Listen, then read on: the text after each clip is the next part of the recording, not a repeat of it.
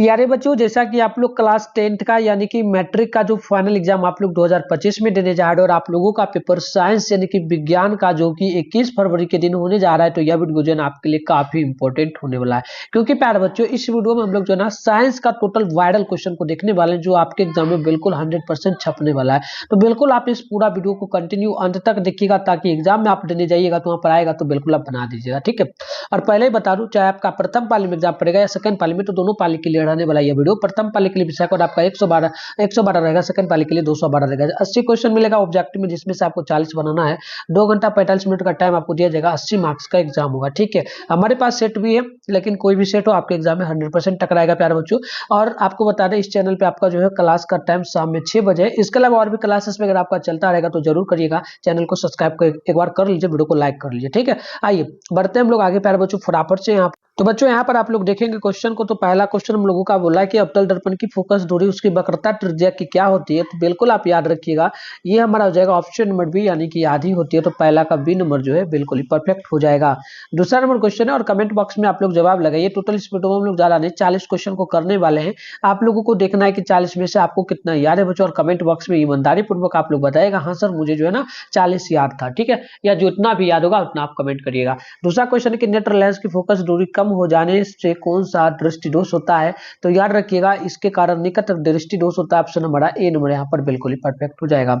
तीसरा क्वेश्चन है, लघुपतन के समय परिपथ में विद्युत धारा का क्या मान होता है। तो बिल्कुल याद रखिएगा, तीसरा का सी हो जाएगा, बहुत अधिक बढ़ जाता है। तो राइट आंसर जो है तीसरा का सी नंबर बिल्कुल ही परफेक्ट हो जाएगा। चौथा नंबर क्वेश्चन बोला कि निम्नलिखित में कौन सा पद विद्युत परिपथ में विद्युत शक्ति को निरूपित नहीं होता है। तो बिल्कुल याद रखिएगा, चौथा का आंसर हमारा बी हो जाएगा, यानी कि आई जो है ना आई आर का स्क्वायर। ऑप्शन हमारा यहाँ पर बी नंबर जो है ना बिल्कुल ही परफेक्ट हो जाएगा। अगला क्वेश्चन आप लोग देखेंगे यहाँ पर 5 नंबर को, तो बोला अभिनेत्र लेंस फोकस दूरी में परिवर्तन किया जाता है। तो अभिनेत्र लेंस में जो है ना प्यारे बच्चों, अभिनेत्र लेंस फोकस दूरी में, यानी अभिनेत्र लेंस को फोकस दूरी में क्या किया जाता है, परिवर्तित किया जाता है। तो क्या होगा, तो बिल्कुल यहाँ पर याद रखिएगा 5 का परफेक्ट आंसर सी हो जाएगा, पक्षमाभि मांसपेशियों द्वारा किया जाता है। तो ऑप्शन हमारा सी यहाँ पर राइट हो जाएगा। अगला क्वेश्चन जब आप 5-6 नंबर को देखिएगा, तो विद्युत मोटर परिवर्तित करता है किसको। तो देखिए विद्युत मोटर जो प्यारे बच्चों ये क्या करता है, विद्युत मीटर जो होता है ना, ये क्या करेगा प्यारे बच्चों, विद्युत मीटर जो यांत्रिक ऊर्जा को क्या करता है, परिवर्तित करता है। तो यहाँ पर ऑप्शन आपका बी नंबर जो है ना बिल्कुल ही राइट हो जाएगा। अगला है हमारा 7 नंबर क्वेश्चन कि विद्युत बल्ब के फिलामेंट में किस तत्व का उपयोग होता है। तो याद रखिएगा 7 का हमारा ऑप्शन नंबर ए हो जाएगा, यानी कि टंगस्टन का राइट आंसर हमारा ए बिल्कुल ही परफेक्ट हो जाएगा। 8 नंबर है, एक साधारण प्रिज्म कितने सतहों से घिरा होता है। तो 8 नंबर का हमारा ऑप्शन यहाँ पर जो है ना सी नंबर हो जाएगा। याद रखिएगा टोटल 5, राइट आंसर सी जो है बिल्कुल ही परफेक्ट हो जाएगा। 9 नंबर है, प्रतिबिंब का आकार हमेशा वस्तु के बराबर होता है तो दर्पण क्या हो जाएगा। तो 9 नंबर का नोट करेंगे आप लोग, यहाँ पर जो है हमारा सी नंबर हो जाएगा, समतल हो जाएगा। राइट आंसर जो है सी नंबर बिल्कुल ही परफेक्ट हमारा हो जाएगा। आगे बढ़े, तो अगला क्वेश्चन हमसे बोला है यहाँ पर 10 नंबर बोला है, विद्युत चुंबकीय प्रेरण की खोज किसने की थी। तो 10 नंबर का याद रखिएगा, ऑप्शन भी हो जाएगा फैराडे ने किया था। राइट आंसर हमारा बी जो है बिल्कुल ही राइट हो जाएगा। अगला है 11 नंबर की आकाश का रंग नीला क्यों दिखाई देता है। आकाश का जो रंग होता है प्यारे बच्चों, ये नीला हमें क्यों दिखाई देता है, नीला इस रंग का ध्यान रखिएगा। यहाँ पर बच्चों नीला की बात करेंगे ना, तो इस रंग का क्यों हमें दिखता है बच्चों, बताना है नीला, ठीक है। तो बिल्कुल यहाँ पर आप याद रखेंगे बच्चों, ये जो दिखता है ना किस रंग के कारण दिखता है, नीला, ठीक है। आकाश का रंग जो आप सामने देखते हो ना, बिल्कुल, तो ये हो जाएगा हमारा प्रकाश के परिकिरण के कारण। ऑप्शन बी हो जाएगा, ठीक है। अगला क्वेश्चन आप देखेंगे यहाँ पर 12 नंबर बोला कि सामान्य नेत्र में अधिकतम कितनी दूरी तक की वस्तुओं को स्पष्ट देखा जा सकता है। यानी आंख बिल्कुल स्वस्थ है, एकदम बढ़िया है, तो लगभग हम लोग कितनी दूरी तक की वस्तु को देख सकते हैं। तो 12 नंबर को याद रखिएगा, ये डी नंबर देगा, अनंत तक हम लोग देख पाएंगे। ऑप्शन नंबर डी हो जाएगा।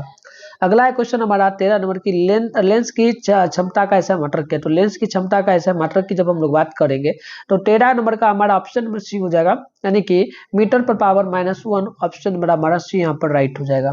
अगला क्वेश्चन है 14 की अभिक्रिया CuO + H2 जब इसका समीकरण किया जाएगा। तो प्यारे बच्चों यहाँ पर देखो, ये जो Cu था ये हमारा यहाँ पर रहा, लेकिन O जो था ना प्यारे बच्चों, इसको उठा करके H के साथ में जोड़ा गया, H2O के साथ में। देखो यहाँ पर जोड़ दिया गया ना, H2O को H के साथ साथ में जो है ना ओ को जोड़ दिया गया। तो यहाँ पर क्या हो रहा है, जो स्टार्टिंग वाला पद है उससे एक हटाया जा रहा है, मतलब विस्थापन किया जा रहा है, बताना है कि किस प्रकार का अभिक्रिया है।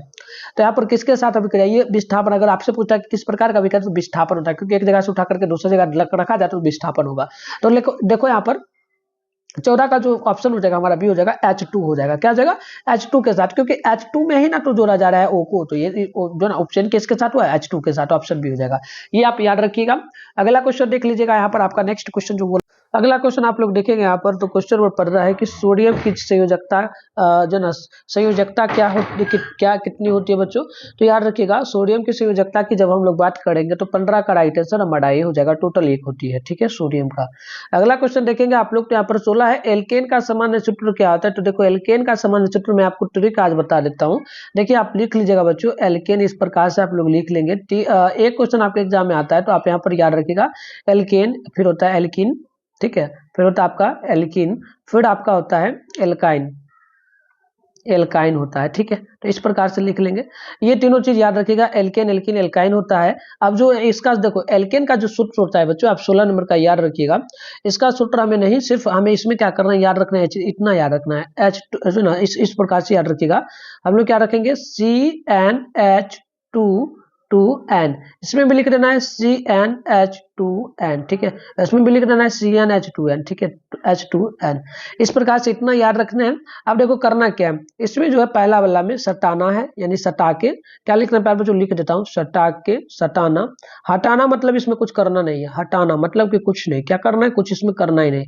घटाना, इसमें क्या करना है, घटाना, घटाना, देखो इसमें सटाना है, हटाना है, घटाना है। तो देखो इसमें क्या करना है, सिर्फ दो लेना है, दो लेना है प्लस में। देखो इसमें सटाना का मतलब क्या बोला, शुरू वाला में आप 2 प्लस कर दीजिएगा। इसमें घटाना मतलब कुछ करना ही नहीं है, ना ही कुछ जोड़ना है, घटाना है, कुछ नहीं, सिंपल सा जो है हटाना मतलब छोड़ देना है।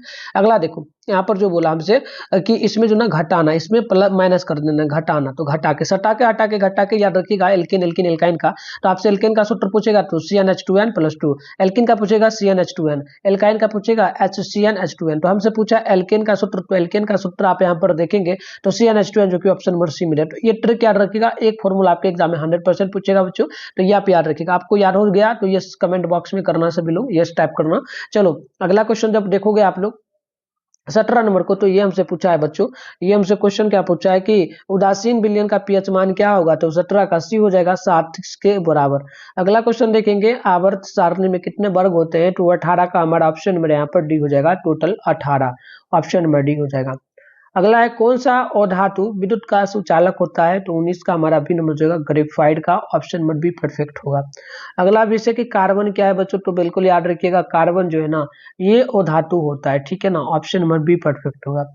अगला है 21 नंबर की निम्न में कौन दुर्बल अम्ल है। तो दुर्बल अम्ल का फॉर्मूला आपको याद रखना है, बिल्कुल यहाँ पर ध्यान रखिएगा, ये हमारा हो जाएगा CH3COOH, ऑप्शन नंबर डी जो है ना हमारा बिल्कुल ही परफेक्ट हो जाएगा। 22 नंबर है पोटेशियम, पोटेशियम को किसके द्वारा सूचित किया जाता है। तो के द्वारा, ठीक है। तो याद रखिएगा, आपसे कहीं पूछ देगा क्वेश्चन कि पोटेशियम को किसके द्वारा सूचित किया जाता है। तो के द्वारा। तो देखो बिल्कुल क्वेश्चन पूछा कि परमाणु, पोटेशियम की परमाणु संख्या बताए। पोटेशियम की परमाणु संख्या आपको याद रखना है, जैसे हाइड्रोजन है, हाइड्रोजन को किसके द्वारा सूचित किया जाता है। तो H के द्वारा, ठीक है। हाइड्रोजन की परमाणु संख्या कितनी होती है। तो जो ना 1 होती है। ऐसे करके आपसे पूछा जाएगा। तो पोटेशियम की बात की गई है ना, तो हाइड्रोजन का भी याद रखिएगा, क्योंकि ये भी पूछा जाता है एग्जाम में। तो 22 नंबर का हमारा ऑप्शन यहाँ पर नोट करेंगे, ये हो जाएगा, टोटल 19 होता है पोटेशियम की परमाणु संख्या। अगला है हमारा 23 नंबर के निम्न में से कौन मुख्यतः बायोगैस है। तो बायोगैस इसमें से क्या हो सकता है। तो याद रखिएगा CH4 जो है ना हमारा बायोगैस होगा, CH4, ऑप्शन भी हो जाएगा। अगला है 24 की साधारण नमक का रासायनिक सूत्र क्या हो जाएगा। तो साधारण नमक का रासायनिक सूत्र की बात करेंगे तो NaCl, क्या जाएगा, NaCl, option number be perfect होगा। 25 है कि किसी अभिक्रिया में भाग लेने वाले पदार्थ कहलाते क्या है। तो 25 का ऑप्शन हमारा सी हो जाएगा, अभिकारक, ऑप्शन नंबर सी हो जाएगा। आइए अगला हमारा 26 की कौन शून्य वर्ग का तत्व है। तो शून्य वर्ग का तत्व कौन हो सकता है बच्चों। तो बिल्कुल याद रखिएगा, 26 का हमारा ऑप्शन नंबर सी हो जाएगा H, हीलियम जो है ना शून्य वर्ग का तत्व है, ऑप्शन नंबर सी हो जाएगा। अगला है हमारा कि स्वपोषी पोषण के लिए आवश्यक क्या होती है। तो बिल्कुल याद रखिएगा, ये हमारा हो जाता है कार्बन डाइऑक्साइड तथा जल, ये दोनों साथ में। क्लोरोफिल होता है, सूर्य का प्रकाश होता है। तो ऑप्शन डी में दिया है, इनमें से सभी हो जाएगा, ठीक है, ऑप्शन डी नंबर याद रखिएगा। 28 नंबर क्वेश्चन हम लोगों से पूछा गया इनमें से कौन प्रकाश संश्लेषी अंग है? तो 28 नंबर का याद रखिएगा, ऑप्शन नंबर सी हो जाएगा, पत्ती जो है प्रकाश संश्लेषी का अंग हो जाएगा। 29 है कि मनुष्य के शरीर में सबसे बड़ी ग्रंथि क्या है? तो यानी कि मानव शरीर में, हमारे जो शरीर यानी आपका जो बॉडी है बच्चों, तो उसमें सबसे बड़ी ग्रंथि कौन सी है ना? तो याद रखिएगा सबसे बड़ी ग्रंथि यकृत हो जाएगी। सबसे बड़ी ग्रंथि क्या है? यकृत। यकृत को लीवर कहा जाता है। क्या कहा जाता है? यकृत का नाम इंग्लिश में लीवर है, जिसे हम लोग लीवर कहते हैं, याद रखिएगा, ठीक है ना। अगला देखिए, अगला आपका 30 नंबर, पादप में जाइलम के लिए उत्तरदायी क्या हो सकता है? तो याद रखिएगा 30 नंबर का जो आंसर हो जाएगा ए नंबर हो जाएगा, जल के वहन के लिए, ऑप्शन नंबर ए हो जाएगा, ठीक है ना। तो चलिए प्यारे बच्चों, हम लोग कंटिन्यू अभी सारे क्वेश्चन को करेंगे। पहले हम लोग जो है ना व्हाट्सएप ग्रुप और टेलीग्राम ग्रुप ज्वाइन करने के लिए आपको सिखा देते हैं। आप लोग जुड़ जाना, गूगल के माध्यम से हम आपको भी सिखाएंगे, क्योंकि प्यारे बच्चों उस ग्रुप में आपको 100% वायरल पेपर का आंसर की वगैरह मिलता है। साथ में आपको जो ना पीडीएफ वगैरह दिया जाता है, इंपॉर्टेंट जो पढ़ना है, जो आपके एग्जाम में 100% टकराएगा, तो सारा चीज उसी में मिलता है। चलो कैसे जुड़ना है, वीडियो में बने रहो, सीख लो। वीडियो जब खत्म हो जाएगा ना, तब जाकर के आप लोग वहां से जुड़ जाए। तो बच्चों इसके लिए आप लोगों को सबसे पहले जो है अपने फोन में गूगल को यहाँ पर ओपन कर लेना है, सर्च बार के आइकन पे क्लिक कर लेना है और आपको मिठुन स्टडी सेंटर जो है ना सर्च कर लेना है। इसके बाद ऊपर करिएगा, यहाँ पर जो है मिठुन स्टडी सेंटर .com आपको लिखा हुआ मिलेगा। इस पर जैसे क्लिक मारिएगा ना, तो आपके सामने जो है इस प्रकार से इंटरफेस ओपन हो जाएगा। अब आपको आराम से स्क्रॉल डाउन कर लेना है, नीचे बढ़ जाना है। नीचे बढ़िएगा तो यहाँ पर देख लीजिए आपके सामने जो है ना क्लास 12 का सेशन दिया गया, तो ये देख लीजिएगा, सॉरी 12 नहीं 10th का ना है। तो देखो इधर रहा क्लास 10th का सेशन आपको आना है, और यहाँ पर देखिए क्लास ये जो है ना क्लास 10th एडमिट कार्ड, तो इस पे नहीं क्लिक करना है। दूसरा नंबर भी जो ये है इस पे भी नहीं क्लिक करना, वो रूटीन का है। ये तीसरा नंबर पे ऑफिशियल मॉडल पेपर का है, इस पे भी नहीं करना है। चौथा नंबर है क्लास 10th, यहाँ पर लिखा मिलेगा आपको class 10th board exam original question paper download active link 2025 Bihar board. तो आपको इस पे मात्र क्लिक कर देना है। जैसे क्लिक करिएगा तो आपके सामने जो है यहाँ पर देखिए पहले ये व्हाट्सएप ग्रुप लिंक मिलेगा आपको, दोनों व्हाट्सएप ग्रुप टेलीग्राम ग्रुप, तो ये दोनों ग्रुप को आप ज्वाइन कर लेना, ठीक है। टेलीग्राम को भी ज्वाइन कर लेना, व्हाट्सएप को भी फॉलो कर लेना, क्योंकि इसी में सारा चीज मिलेगा। फिर नीचे बढ़िएगा, आप एग्जाम देने के बाद आएगा तो आंसर की वगैरह आप यहाँ से डाउनलोड कर पाइएगा। जैसे कि यहाँ पर आइएगा तो देखिए सारे सब्जेक्ट का आपको मिल जाएगा। यहाँ पर देखो हिंदी है, संस्कृत है, साइंस है, सोशल साइंस है, मैथ है, इंग्लिश है। इसके अलावा और भी बात कर लेते हैं ना, तो यहाँ पर इंग्लिश है, उर्दू है, ननिंद है। फिलहाल आप लोगों को अभी जैसे मान लेते हैं साइंस का करना है, सामने देखो साइंस के सामने डाउनलोड लिखा है, इस पर क्लिक करिएगा। तो क्लिक करते ही आपके सामने जो है इस प्रकार से इंटरफेस बच्चों ओपन हो जाएगा, ठीक है। जैसे ओपन होगा आराम से स्क्रॉल डाउन कर लीजिएगा, नीचे बढ़िएगा, देखिए यहाँ पर जो है साइंस ऑल सेट आंसर के लिखा है, जैसे सेट ए बी सी, इस प्रकार से जो भी सेट का आंसर की डाउनलोड करना है, डाउनलोड लिखा है सामने, डाउनलोड पे क्लिक करके डाउनलोड आप लोग बच्चों कर लीजिएगा, ठीक है।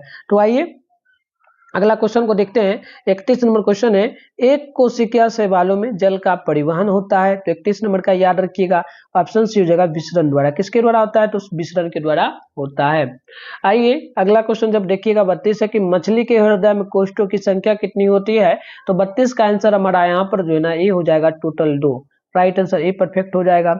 क्वेश्चन नंबर 33 है कि निम्नलिखित में कौन एमिनो अम्ल के विखंडन से बनता है? तो आप 33 नंबर का याद रखेंगे, ऑप्शन डी हो जाएगा। एक तो बनता है CO के द्वारा, NH3 के द्वारा। तो ऑप्शन नंबर डी में देखिए आप यहाँ पर बी भी दिया है, सी भी दिया, तो ऑप्शन डी हमारा परफेक्ट होगा, AC दोनों, ठीक है।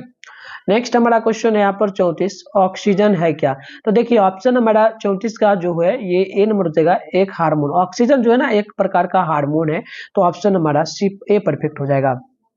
अगला जब आप 35 नंबर को देखेंगे, एक नर हार्मोन इसमें से क्या हो सकता है बच्चों, ठीक है। तो 35 का मिला लीजिएगा, ऑप्शन में हमारा डी हो जाएगा टेस्टोस्टेरोन, ऑप्शन में डी बिल्कुल ये हमारा परफेक्ट हो जाएगा। 36 नंबर की बात करेंगे, इनमें से कौन अलैंगिक जनन की विधि है? तो 36 का आंसर हमारा डी होगा। एक तो याद रखिएगा विखंडन हो जाएगा, साथ में मुकुलन हो जाएगा, साथ में द्विखंडन हो जाएगा। तो ऑप्शन में डी दिया है इनमें से सभी, तो हमारा ऑप्शन में डी जो है ना बच्चों बिल्कुल ही परफेक्ट हो जाएगा। अगला क्वेश्चन है हमारा 37 की पराग कोश में क्या होते हैं बच्चों? तो 37 का याद रखिएगा, ऑप्शन में हमारा पराग कोश में क्या होता है? परागकण होता है। ट्रिक से याद रखिएगा, यहाँ पर क्या लिखा है देखिए, पराग पराग पराग कोश, पराग कोश, पराग कोश से, तो पराग पराग कोश से क्या समझ आ रहा है? पराग कोश यानी परागकण, मतलब नाम एक ही रहेगा, पराग कोश परागकण एक ही। तो सिंपल सा याद रखिएगा, ट्रिक के माध्यम से आपके एग्जाम में 100% ये छप जाता है। अगला जब आप क्वेश्चन को, तो बच्चों अगला क्वेश्चन आप देखेंगे यहाँ पर, तो 38 नंबर है, अनुवांशिक गुणों का संदेश क्या होता है? तो आप यहाँ पर 38 नंबर का याद रखिएगा, ऑप्शन नंबर ए हो जाएगा, यानी कि ये हो जाएगा प्यारे बच्चों DNA डीएनए अणुओं में। ठीक है, तो डीएनए अणुओं में अनुवांशिक संदेश होता है, तो आप ऑप्शन नंबर ए को यहाँ पर याद रखिएगा। आइए नेक्स्ट क्वेश्चन है हमारा 39 कि किस वैज्ञानिक को अनुवांशिकी का पिता कहा जाता है। तो देखो अनुवांशिकी का पिता जो कहा जाता है ग्रेगर जॉन मेंडल, या डायरेक्ट मेंडल भी लिखा मिल सकता है आपको। ठीक है, तो मेंडल ही लिखा हो खास करके मिलता है, ग्रेगर जॉन पूरा नाम नहीं देता, तो मेंडल याद रखिएगा। ठीक है, तो Gregor John Mendel option number B होगा। अब देखो आपसे पूछेगा कि मेंडल ने किस पौधे पर जो ना प्रयोग किया था। ठीक है, तो याद रखिएगा ये जो क्या था ना, मटर के पौधे पे प्रयोग किया था। ठीक है बच्चों, तो आप याद रखिएगा, ये भी क्वेश्चन आपके एग्जाम में आता है। ठीक है ना, तो याद रखिएगा।